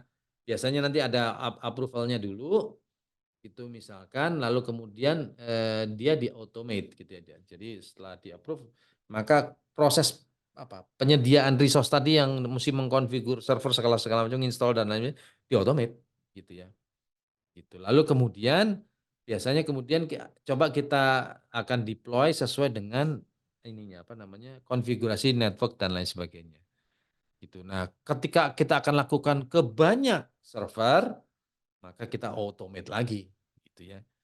Nanti kemudian setelah itu ada monitoring yang akan melihat proses ini secara keseluruhan. Nah, yang merangkai ini semua, itu namanya orchestration tools, ya. Kenapa kita perlu orchestration? Ya supaya kita bisa me-manage coding dan lain sebagainya itu dalam jumlah besar tapi sesuai standar, ya. Jadi, dengan demikian kita bisa mengidentifikasi apa, tools-tools apa yang kita perlukan, kemudian kita bisa mulai ngukur matriksnya kan ini selesai berapa lama gitu ya. Itu dan terutama kita juga bisa mengontrol kinerja terutama untuk yang dikerjakan oleh pihak ketiga. Dengan kita bisa menggunakan orkestrasi ini banyak manfaat yang kita bisa lakukan, karena apa? Karena ya masalah bisa diselesaikan dengan lebih cepat itu satu, kompleksitas itu bisa di-manage dan lain sebagainya gitu ya. Jadi banyak manfaatnya. Oke, sekarang kita akan coba lihat cara kerjanya kalau gitu. Oke. Sampai di sini ada pertanyaan? Saya ngambil napas dulu karena saya nggak bisa minum, masih puasa, insyaallah. Belum ada, Pak. Belum ada? Ya, kita santai dulu aja kali ya. Santai dulu, oke. Oke, jadi, eee, kita akan masuk ke yang namanya DevOps workflow ya. Nah, workflow ini juga dibuat secara lebih disederhanakan. Sebenarnya aslinya itu workflow-nya ya cukup kompleks ya, cukup banyak gitu. Sekarang saya mencoba menjelaskan dengan contoh, kira-kira gitu ya. Contoh misalkan gini, suatu hari, ada seorang programmer yang diminta untuk membuat landing page oleh usernya. Tolong bikinin landing page ya, yang isinya ada gambar ini dan lain sebagainya dengan fungsi-fungsi yang sederhana lah kira-kira gitu ya. Atau satu single single website lah kira-kira. Ya. Oke, maka si programmer ini akan menyerap semua informasi requirement dari si usernya tadi, lalu dia mulai mengerjakan pekerjaan itu, dia mulai mengcoding lah ya, gitu ya. Misalkan pakai PHP atau pakai Python atau segala macam, bikin dia sesuai dengan kebutuhan. Nah, terus jadi dicoba dulu sama si programmer tentunya di tempatnya dia dong, ya kan? Jadi ini kan jadi file apa HTML gitu ya. Kemudian dicoba di tempatnya dia. Oh, oke, jalan gitu ya. Di tempatnya dia. Di localhost. Oke nih, jalan. Oke, terus ditunjukin ke usernya, gimana nggak nih Pak? Dicoba-coba. Oke nih, bagus. Oke, kalau gitu tolong di install atau di deploy supaya si website yang udah dibikin tadi bisa diakses oleh publik. Gitu kan? Oleh karena itu dia akan kemudian ngomong sama orang, Ops, Mas tolong dialokasikan server atau apapun untuk supaya si software yang saya bikin tadi bisa di-deploy. Oke siap, saya sediain ya ini satu physical server dengan konfigurasi OS-nya ini, apa dia pakai library-nya ini, database-nya ini, dan lain sebagainya gitu ya. Oke, siap diambil. Terus kemudian dipindahin dong itunya tadi source code-nya dia ke si server itu supaya bisa kalau tadi kan baru di komputer dia sendiri, supaya bisa nanti diakses oleh masyarakat atau publik. Oke. Dengan demikian ada di sana dia jalan. Apa sesederhana itu? Tunggu dulu. Enggak sesederhana itu loh, karena sebenarnya software yang saya code yang sudah saya build tadi, ya, itu juga ada library-library yang mesti di-attach, kalau enggak nanti dia nggak jalan, karena dia akan manggil ini, manggil itu, gitu. Oh, kalau gitu yang saya copy di sini nggak cuman source code-nya doang dong, semua dependency library segala macam saya mesti pindahin kan ke sana. Ah, saya copy, saya kasih tahu, itu library-nya ini ya, install dulu ya. Oke. Pasang, kemudian jadi lalu kemudian dia assign IP address, dia udah daftar dulu tentunya apa namanya sehingga dia bisa diakses melalui IP public. Berarti udah bisa dinikmati oleh masyarakat asal tahu IP address-nya supaya gampang dia daftarin domain gitu ya. Namanya jualanku.co.id. Ya udah, ini jalan nih ya. Udah bisa diakses oleh masyarakat, tinggal nanti gimana dilihat apa feedbacknya aplikasi ini udah cukup bagus atau enggak. Oke, itu kasus yang pertama yang sederhana. Ya, jadi di sini pun sudah ada interaksi antara orang development dengan orang production atau orang operation. Nah, jadi pada dasarnya kalau kita lihat kan prosesnya tuh gini, orang development itu mendevelop code-nya beserta seluruh library-nya yang dipersiapkan. Kemudian setelah itu sama dia akan di-build. Nah, mulai di sini ketika kita nge-build, kita mulai menggunakan tools untuk nge-build ini. Dan tools yang ada untuk DevOps itu ada macam-macam ya. Salah duanya adalah Maven dan Gradle. Ada yang lain lagi. Ada yang khusus untuk Java gitu ya, untuk build tools untuk Java. Ada yang bisa multi language atau multi environment gitu ya. Ada yang spesifik, ada yang untuk Python aja dan lain sebagainya. Jadi tinggal kita pilih aja yang mana dan dia akan mengotomasi proses build-nya gitu ya. Gitu. Jadi ini kata-kata otomasi mulai ada di sini, mengotomasi proses build. Udah jadilah dia aplikasi yang sudah di-build, jadi tinggal dijalanin gitu ya. Terus kita mau pindahin ke production dong, ya kan, untuk di-deploy. Gitu, yang udah di-build tadi, gitu ya. Lalu di-deploy lah tadi ya kayak tadi ya, disiapin dulu ininya, physical servernya atau virtual servernya ditaruh di situ, kemudian jalan. Oke, ini prosesnya seperti ini yang proses yang awal. Cukup nih ya. Nah, Yang nggak kita lihat, ini kan kita lihat tadi di orang development mengerjakan apa, yang nggak kita lihat adalah orang operation itu untuk bisa kayak gini kerjain apa. Banyak juga yang dikerjakan oleh dia. Si orang infrastruktur engineer ini kan dia mesti nyiapin ini, maintain seluruh physical server yang dia ada ataupun di cloud, lalu dia mulai nyiapin macam-macam sebenarnya dia di CD operation ini. Dia konfigur servernya, konfigur networknya, konfigur platform-platform itu adalah operating system, database, segala macam gitu ya. Eee, dan lain sebagainya, apa, compilernya seperti Python atau PHP atau segala macam lah. Dia mesti siapin itu, gitu ya, untuk kemudian bisa itu yang tadi yang simpel, nantinya kalau dibutuhkan untuk sistem ini harus high available, harus secure segala macam, dia tambahin lagi berbagai macam hal ya, availability management-nya, ada incident management-nya, ada mengkonfigur virtual machine-nya, ada manage cloud-nya, ada load balancing, banyak banget yang dikerjain oleh dia, gitu ya. Hanya untuk sekedar menyediakan ini tadi, gitu. Karena apa? Karena nanti pasti jumlahnya kan banyak banget, gitu ya. Di sini ada bisa banyak orang ini di sini. Ada orang security-nya, ada orang infrastrukturnya, ada orang cloud spesialis, dan lain sebagainya gitu ya, gitu. Ya, nah, oke. Jadi seperti itu. Jadi yang dilakukan oleh orang operation itu juga banyak juga gitu ya. Nah, oke, udah nih. Sekarang kalau kita coba skenario yang berbeda. Skenario sama, jadi minta dibikin web application, tapi web application ini punya berbagai macam modul, fitur, dan fungsi-fungsi. Sehingga nggak bisa dikerjakan oleh satu orang, harus dikerjakan oleh banyak programmer. Jadi ada front end-nya, ada mobile access-nya, ada multi-dimension database-nya, ada back end application-nya. Jadi ada banyak, gitu, nggak bisa dikerjakan satu orang. Maka di sini akan membutuhkan beberapa programmer, ya kan, untuk fungsinya masing-masing tadi. Dan programmer itu setelah mengerjakan fungsinya masing-masing, dia harus kumpulin ke satu repository untuk digabung kan, gitu ya. Eee, nah permasalahannya timbul ketika, nggak kompak menggabungkannya ini. Jadi ya misalkan ada UI UX specialist, ada mobile developer, ada data analyst, ada programmer.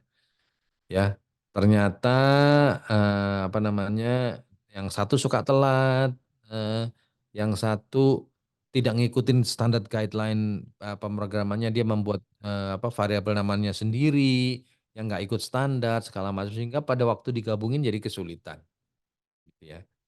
Nah, ini adalah masalah dari, satu tim software development, ya umumnya kayak begini.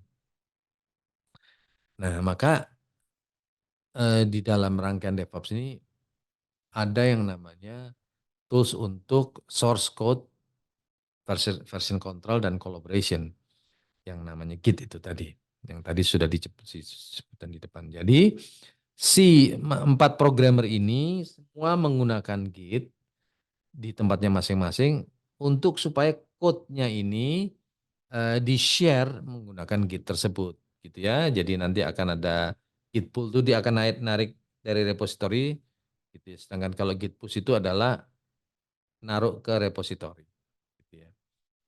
Nah, ada ketika repository ini sama-sama menggunakan Git, kita bisa menggunakan berbagai macam provider.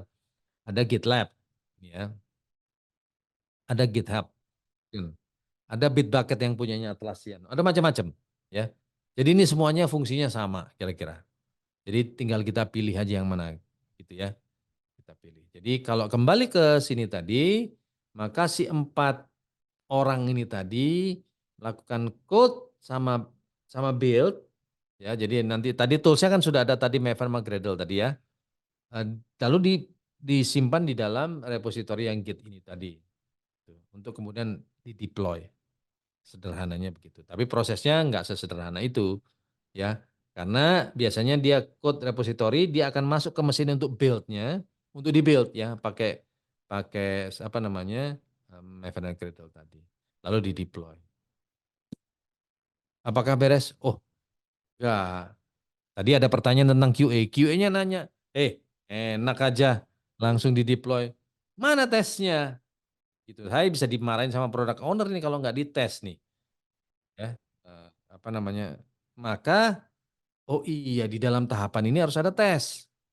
Maka ada di sini yang namanya tes. Ya, jadi nanti si code ini akan berpindah-pindah dari saat build, test, deploy gitu ya. Jadi dia akan berpindah-pindah. Jadi kalau nah, siapa yang menyediakan ini? Yang menyediakan ini adalah orang yang menyiapkan ops tadi ya, continuous delivery tadi. Dia akan menyiapkan server-servernya, library-library-nya, virtual machine-nya dan lain sebagainya gitu ya. Jadi ini misalkan environment untuk build atau development, ini environment untuk test, ini environment untuk production atau live gitu ya. Jadi siapin itu tiga-tiganya. Jadi hasilnya setelah dikoordinasikan di sini dia akan di-build ya, jadi source code-nya akan eh, digabung terus kemudian dia akan di-build pakai Maven Gradle tadi ya. Jadi di-build jadilah dia eh, yang sudah bisa siap di-run. Setelah itu dia pindahin ke environment testing untuk dites gitu. Tes ini kan macam-macam ya. Tadi programmatic testnya, apa namanya, logiknya dan lain sebagainya. Dan biasanya memerlukan seorang engineer sendiri untuk melakukan tes satu persatu lah dites. Lama lagi, maka si engineer ini tinggal menuliskan rule dan scriptnya untuk tes, maka tes itu akan dilakukan secara otomatis oleh testing tool seperti testing platform seperti Selenium dan lain sebagainya. Ada yang sama seperti build tools tadi, ada yang spesifik ke Java atau ke PHP, ada yang bisa untuk macam-macam. Ada yang open source, ada yang berbayar. Jadi gitu kira-kira. Oleh karena itu setelah dites ini maka dia begitu dimasukkan ke sini otomatis dites oleh dia. Gitu ya. Begitu salah balikin gitu nanti gitu ya. Jadi apa namanya? Sintaks tesnya. Jadi sintaks coding segala macam langsung dites sama dia gitu ya. Nah, setelah itu baru pindahin ke eh, deployment untuk di-deploy gitu ya. Gitu. Nah, masalahnya adalah berarti kan ada jeda waktu nih pindah dari sini ke build, ke test, ke deploy. Tergantung kalau kita sprintnya itu mingguan, biasanya ini perpindahannya mingguan gitu ya. 1 minggu pindah ke sini, 1 minggu pindah ke sini gitu ya. Gitu. Tapi kalau kita automate seharusnya kan waktu ini bisa dipercepat gitu ya. Dipercepat dengan apa? Dengan menggunakan otomasi-otomasi tadi yang ada di build-nya, ada di testnya dan di deploy. Nah, supaya si otomasi yang mengerjakan single task tadi, ingat nggak saya jelasin otomasi dan orkestrasi ya. Bekerja sama maka kita perlu tools orkestrasi. Nah, tools orkestrasi itu yang namanya CI/CD tools ya. Jadi contohnya seperti Jenkins, GitHub Action atau GitHub CI/CD. Inilah yang namanya CI/CD orchestration tools yang dia akan menggabungkan apa namanya proses yang udah diotomasi tadi masing-masing supaya prosesnya itu berjalan dengan cepat dan otomatis ya dan terintegrasi gitu ya. Jadi perpindahan dari build, test sama deploy itu diatur oleh mereka ini. Nggak kita lakukan secara manual. Inilah yang namanya CI/CD pipeline gitu. Jadi dari sini dipindah ke ini code-nya di merge dulu ya dari masing-masing programmer code-nya di merge dulu. Langsung otomatis dipindah ke build ya. Lalu di build pakai tools tadi Maven dan lain sebagainya itu. Setelah itu kemudian di tes jadi build-nya udah oke, di tes ya. Setelah tesnya udah oke, baru di deploy. Deploy oke, maka itu sudah apa namanya? Berarti rilis sudah selesai. Kira-kira begitu. Prosesnya begitu kira-kira. Ya. Nah, sekarang pertanyaannya, apakah ini udah beres nih kayak gini? So far, iya, udah beres. Tapi tadi ingat, waktu kita mindahin ini, gitu ya. Sebenarnya kan si code ini kan banyak library dependency segala macam itu yang mesti disiapin berbarengan sama si software itu sendiri kan, gitu ya. Jadi sebenarnya waktu kita mindah-mindahin tadi walaupun udah di build kan di build tadi sebenarnya kan di sini kan juga kita mesti si library itu mesti disiapin juga di tes maupun di deploy ini, dan kalau jumlahnya itu ratusan yang kita lakukan itu kan repot juga kalau kita nggak melakukannya, nggak lakukan secara otomatis gitu ya, gitu. Maka gimana caranya? Oh, oke, kalau gitu kita lakukan secara otomatis. Gimana caranya? Kita perlu satu bantuan yang namanya containerization. Jadi satu ini apa environment ini apa namanya source code-nya, library dependency OS, configuration segala macam dibuatlah sebuah image. Jadi disimpan jadi sebuah image. Image atau tadi kontainer tadi yang dipindah-pindah. Jadi yang nanti sudah dipindah-pindah itu adalah image kontainernya ini gitu. Jadi gampang dipindah-pindahnya, semua udah ada di dalam situ ya. Jadi maka pemindahannya ini bisa dilakukan secara otomatis gitu ya, gitu. Karena bentuknya udah kontainer, nggak usah konfigur-konfigur lagi karena semua konfigurasi sudah di dalamnya gitu ya. Jadi ini eh, seperti itu.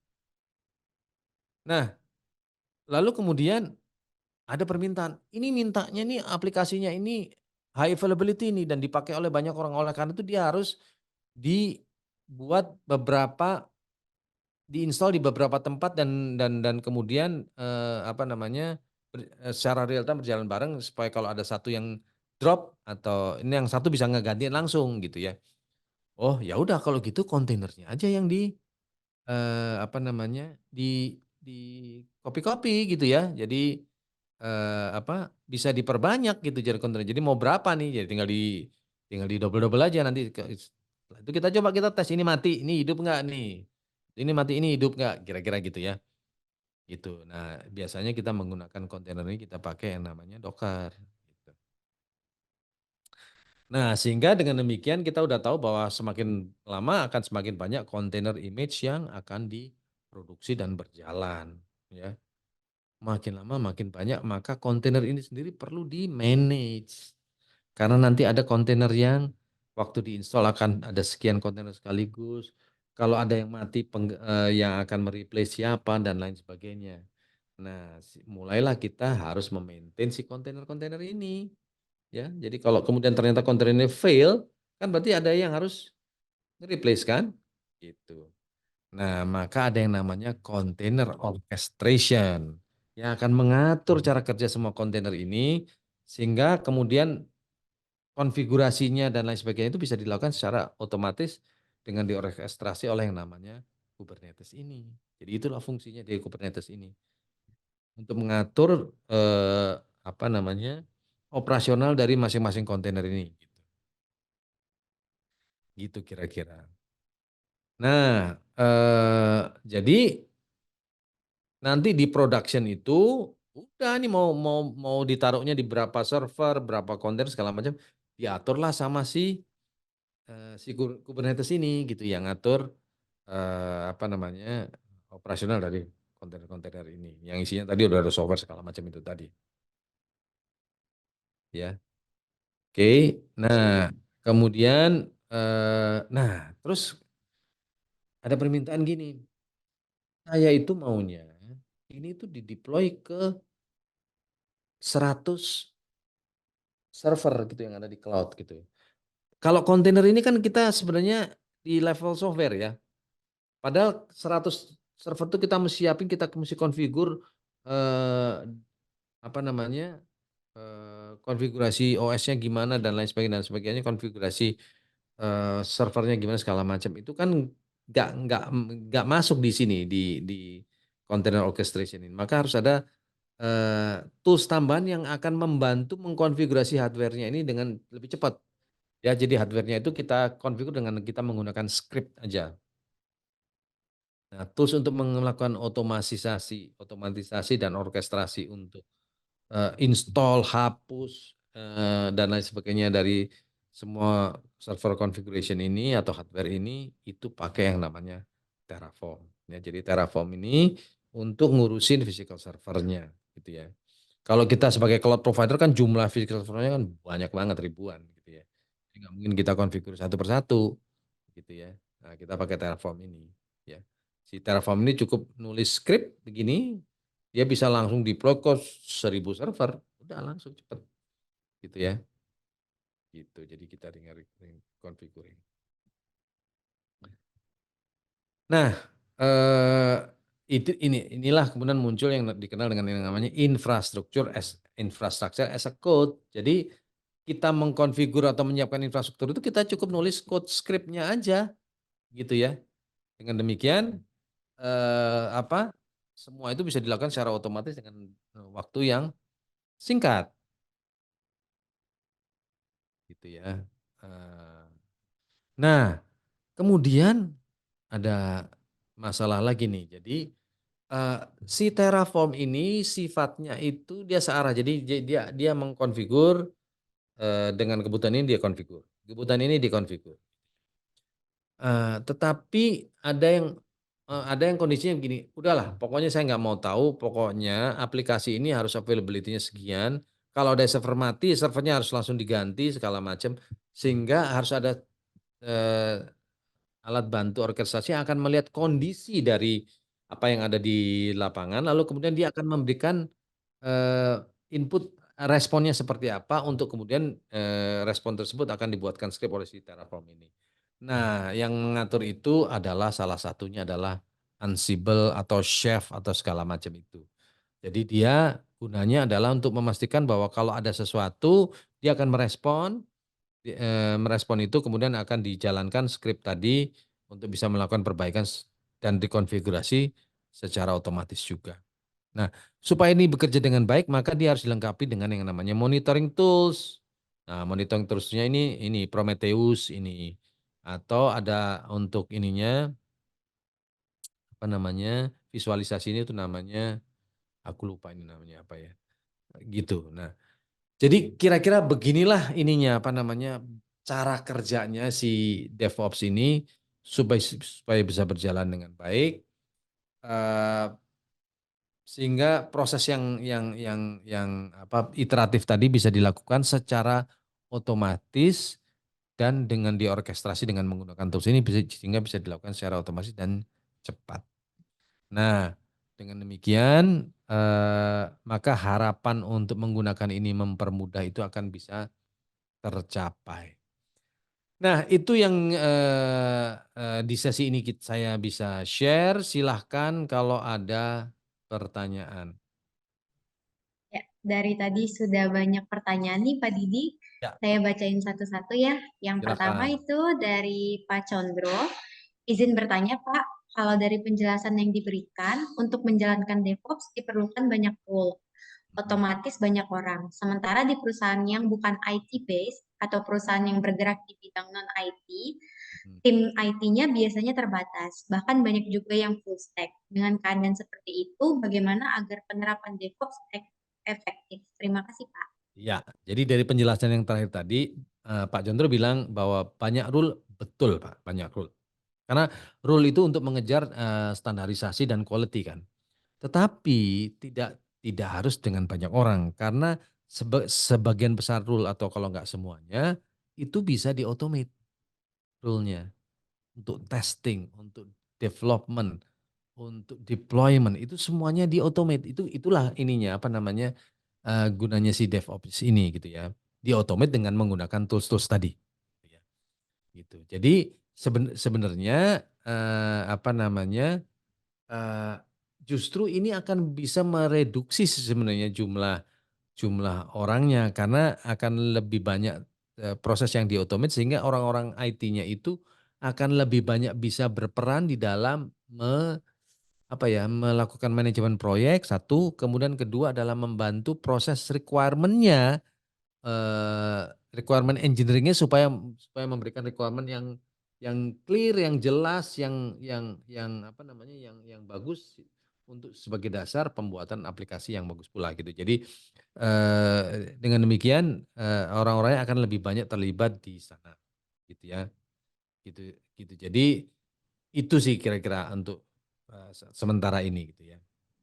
Baik, Pak Didi. Pertanyaan kedua ada dari Pak Ade Budiman. Ya. Izin bertanya, Pak, untuk profesi DevOps ini basicnya lebih baik mana? Apakah dari profesi programmer atau dari profesi sistem administrator? Ya, jadi kan kalau dari programmer dia berangkat dari dev, sedangkan kalau sistem administrator dia berangkat dari ops ya Pak ya. Sebenarnya dua-duanya nggak apa-apa gitu ya. Bisa dimulai dari dua-duanya gitu karena sekarang itu yang namanya DevOps engineer itu ya memang harus ngerti dua-duanya sih Pak gitu. Eh, Memang gini, memang tetap harus akan ada orang yang apa namanya yang eh, core sistem administrasi, core network segala macam untuk bisa memberikan guidelines ya Pak ya, dan script atau konfigurasi yang benar. Tapi kemudian untuk penerapannya mereka-mereka ini bekerja sama dengan para DevOps engineer di sini yang ilmunya itu gabungan dari dua-duanya ini, gitu. Tetap orang-orang infrastruktur yang spesifik harus ada, yang memang tapi kemudian, dan orang development yang spesifik juga ada, tapi ada orang-orang yang lebih banyak itu adalah orang yang bisa di dua-duanya ini. Karena toh nantinya kan banyak pekerjaan itu yang akan di-automate gitu ya. Nah, apa namanya, cara membuat otomasinya dan lain sebagainya itu akan dibantu dengan orang-orang masing-masing bidang tadi. Tetapi bermula dari programmernya boleh, bermula dari orang infrastruktur juga boleh. Karena di zaman sekarang ini mungkin kalau Bapak juga nanya ke teman-teman yang di infrastruktur, yang namanya konfigurasi network sekarang itu semuanya pakai script yang pakai logic coding semua. Jadi mau nggak mau dia harus belajar coding juga gitu. Jadi di dua-duanya ini harus saling saling memahami dan bisa, oleh karena itu artinya bisa bermula dari dua-duanya ini. Oke, Baik, Pak Dedi, pertanyaan selanjutnya dari Pak Weli, apakah DevOps harus mengerti programming kayak full stack? gini ya. eh, Jawabannya adalah tentunya kalau mengerti programming full stack ya lebih bagus gitu ya. Tetapi kalau tidak, yang penting filosofi atau prinsipnya saja dia tahu gitu ya. Eh, Nanti selanjutnya itu dia akan banyak dibantu dengan proses otomasi tadi gitu ya. Coding pun begitu, testing pun begitu. Kira-kira gitu ya. Baik, ada pertanyaan selanjutnya dari Pak Izul Mali. Izin bertanya, apakah posisi QA termasuk ke dalam lingkungan tim DevOps? Pasti Pak, karena kalau Bapak lihat tadi justru banyak sekali proses testing kan di situ gitu ya. Jadi ya pasti ya, justru orang QA itu kan yang paling tahu metode testing yang paling benar kan untuk memastikan bahwa itu akan bisa diotomasi dan lain sebagainya. Jadi ya udah pasti QA masuk di dalam lingkungan tim DevOps. Ada pertanyaan selanjutnya lagi, Pak, dari baik, dari Pak Ibnu Gusti Raja, boleh dijelaskan perbedaan antara Docker dan Kubernetes? Oke, jadi gini, Docker itu adalah tools untuk melakukan yang namanya containerization. Ya, jadi containerization itu adalah tadi udah dijelaskan juga ya di sini ya. Bentar ya, saya balik lagi slide-nya. Eh, jadi containerization itu adalah bagaimana kita mempackage, mana tadi? Nah, ini dia.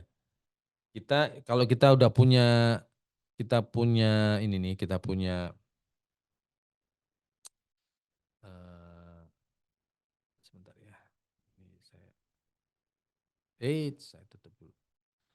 Kalau kita sudah develop code, kan kemudian code itu untuk kita build, dia juga harus dilengkapi dengan library-library yang akan dibaca sama si code-nya ini gitu ya. Nah, ini kan nanti harus di-install tersendiri gitu ya. Lalu kemudian operating systemnya juga dan lain sebagainya dan semua setup-setupnya. Nah, untuk menggampangkan maka semua ini di-capture atau disimpan dalam bentuk yang namanya container ya. Nah, si container image ini itu tuh salah satunya yang terkenal adalah Docker. Jadi Docker itu gunanya untuk membuat kontainer ya. Membuat dan langsung langsung supaya kontainer itu bisa dipindah dan dijalani di tempat environment yang berbeda gitu. Tentunya OS-nya harus sama ya. Jadi kalau kontainer di Windows ya jalan di Windows, kalau Linux ya Linux gitu kira-kira gitu ya. Nah, sedangkan Kubernetes itu adalah ketika kontainernya sudah banyak banget ya, eh, untuk memudahkan instalasi kontainer, untuk memudahkan mengcopy kontainernya, untuk memudahkan mengganti kontainer yang down dengan kontainer yang baru segala macam itu perlu tools untuk mengatur itu semua, mengorkestrasi itu. Nah, tools itu namanya Kubernetes. Jadi Kubernetes itu fungsinya adalah untuk mengorkestrasi si kontainer-kontainer ini. Gitu Pak. Siapa tadi? Pak. Baik, Pak Didi, pertanyaan lanjutan dari Pak Ya, Adi. Untuk penerapan DevOps, banyak tools yang akan digunakan seperti ya, Jenkins, Git, dan lain-lain. Untuk betul. project requirement-nya cukup besar. Apakah aman, Pak, semua tools DevOps menggunakan open source? Jawaban saya insya Allah aman Pak. Karena ini kan hanya tools yang di luarnya aja gitu ya. Artinya begini Pak, jadi tidak perlu takut dengan open source. Karena open source itu secara security termasuk justru malah yang paling secure Pak. Jadi kalau Bapak lihat juga bahwa berbagai macam tool security itu basisnya adalah open source. Masalahnya adalah kan open source ini eh, tidak apa ya, tidak didukung oleh bukan tidak didukung sih, dipersepsikan tidak didukung oleh support gitu ya. Karena support itu kan eee, open source itu kan yang gratis kan source-nya, code-nya, aplikasinya. Tapi support dan servisnya kan berbayar. Jadi sebenarnya sih banyak sekali perusahaan yang memberikan layanan untuk mensupport berbagai macam tools open source, tapi ya berbayar. Gitu ya. Dengan demikian itu bisa menjadikan sebuah jaminan gitu untuk Bapak bisa menggunakan aplikasi itu. Tapi kalau kemudian kita ingin mensupport sendiri ya berarti kita harus punya knowledge base yang cukup kuat atau pengalaman. Eee ya memang Bapak harus harus harus belajar ya, training lah di Inixindo salah satunya misalkan kayak gitu, untuk kemudian bisa menguasai itu sehingga insya Allah bisa mengerjakan dengan sendirinya gitu. Ya, benar sekali. Jawabannya cuma training di Nixindo ya, Pak, kalau mau belajar lebih lanjut. Baik, Pak Betul. Didi, ini pertanyaan terakhir sebelum kita masuk ke sesi selanjutnya. Pertanyaan lanjutan dari Pak Weli. Jenjang karir DevOps bagaimana, Pak? Dan untuk tes interviews untuk menjadi DevOps seperti apa kalau di Indonesia? Ya, jadi gini, eee, memang kalau saya tanya teman-teman di industri, memang mereka semua pada bilang kita butuh nih orang yang DevOps, tapi kalau sampai sekarang itu nyarinya susah. Apa namanya, kriterianya juga mendefinisikannya susah segala macam. Sehingga memang industri ini sedang mencoba untuk membangun sebuah kriteria, jabatan pekerjaan untuk DevOps ini. Maka, lebih banyak sekarang itu DevOps engineer itu yang di-build internal dari in-house sendiri. Jadi orang-orang mereka sendiri, dengan tadinya basisnya adalah mungkin dari sisi orang development atau orang infrastruktur dijadiin DevOps. Nah, tetapi kalau saya lihat mulai, ada beberapa, mulai mulai tumbuh, kebutuhan-kebutuhan untuk mencari DevOps engineer ini. Ingat karena DevOps engineer ini memiliki wawasan yang harus bisa menggabungkan antara Dev sama Ops, tentunya biasanya, eee, orang yang sudah punya pengalaman yang akan mudah untuk bisa mengisi jabatan-jabatan tersebut kan, gitu ya. Jadi, oleh karena itu, biasanya memang biasanya dicari yang memang udah punya pengalaman. Dan untuk tes interview menjadi DevOps itu sebenarnya ya satu tentunya yang ditanyakan adalah konsepnya secara keseluruhan seperti yang digambarkan tadi itu ya, pemahaman dia tentang, workflow-nya ini gitu ya, workflow-nya, pemahaman dia tentang tools yang bisa membantu dari masing-masing bagian dari itu, dan pemahaman dia tentang metodologi pengembangan software. Serta pengalaman-pengalamannya bagaimana, kira-kira begitu sih. Baik, terima kasih banyak Pak Didi. Itu tadi pertanyaan terakhir. Terima kasih telah memaparkan materinya dengan sangat bagus dan baik. Kita masuk ke sesi selanjutnya ya Pak, yaitu sesi tahap bermain kuis dengan Ya, harapan untuk bagi para peserta ini dapat mengulas kembali materi yang telah disampaikan sebelumnya oleh Pak Didi. Nantinya dalam kuis ini juga akan ada hadiah berupa saldo e-wallet tentunya untuk pemenang yang berhasil mengumpulkan poin terbanyak. Baik, kuis oh akan dilakukan. sebentar Mbak Sania, Ya, Pak. Saya mau memberikan informasi bahwa biasanya tadi saya ceritakan di awal bahwa kita tuh biasanya selang-seling gitu. Jadi nanti akan ada workshop lagi DevOps tapi yang pakai praktek. Jadi apa yang saya jelasin ini tadi nanti dipraktekkan gitu ya. Gitu. Jadi tetap mohon dimonitor apa namanya website dan seluruh sosial media channel di Inixindo karena nanti akan ada yang apa yang dijelasin ini dipraktekin masing-masing. Jadi Bapak bisa melihat langsung dan Biar mempraktekkan lebih langsung. paham Ya, lagi ya, Pak. Jadi ada betul. teori, ada praktek, ada teori, ada Betul. baik. Quiz kita akan dilakukan melalui quizzes, di mana masing-masing peserta dimohon untuk bergabung di link quizzes yang telah dikirimkan melalui grup WhatsApp. Dimohon kepada para peserta untuk menggunakan nama lengkap agar mudah bagi kami tim Inixindo dalam mengonfirmasi hadiah. Baik, kita tuh bisa kita lihat di screen sudah ada quizesnya. Bagi para peserta yang ingin mengulas kembali nih materi yang sudah disampaikan, tapi juga ingin mendapatkan hadiah, dapat mengikuti quiz kita yang sudah ada di grup WhatsApp, linknya.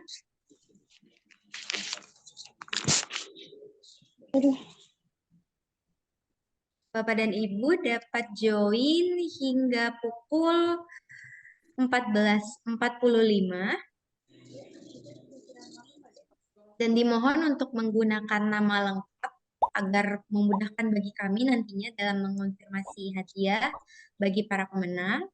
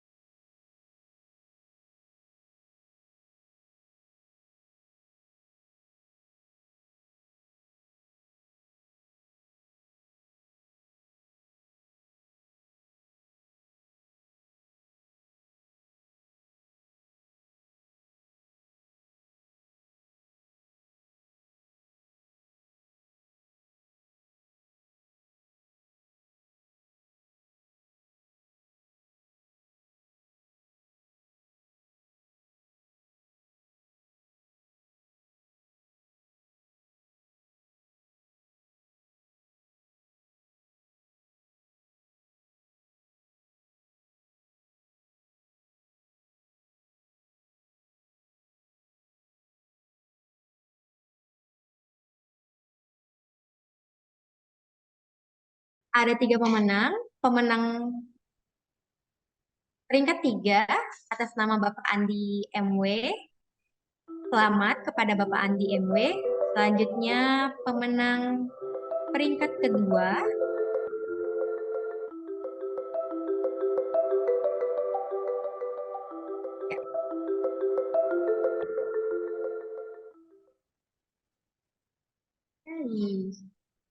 Bagi para pemenang dapat menghubungi tim kami, tim Inixindo, untuk mengonfirmasi hadiahnya. Selanjutnya saya ingin memberikan salam penutupan di mana Bapak dan Ibu, hadirin sekalian, kita sudah berada di penghujung acara. Semoga acara ini dapat memberikan pengetahuan serta wawasan baru bagi Bapak dan Ibu semua. Sekaligus kita sekalian ngabuburit mungkin ya, ngabuburit dengan ilmu. Kami juga ingin berterima kasih kepada Pak Didi yang telah berbagi ilmu dan pengetahuan pada acara hari ini. Terima kasih juga saya ucapkan kepada semua pihak yang telah terlibat dalam acara ini dan jangan lupa untuk tetap selalu mengikuti kami pada acara selanjutnya.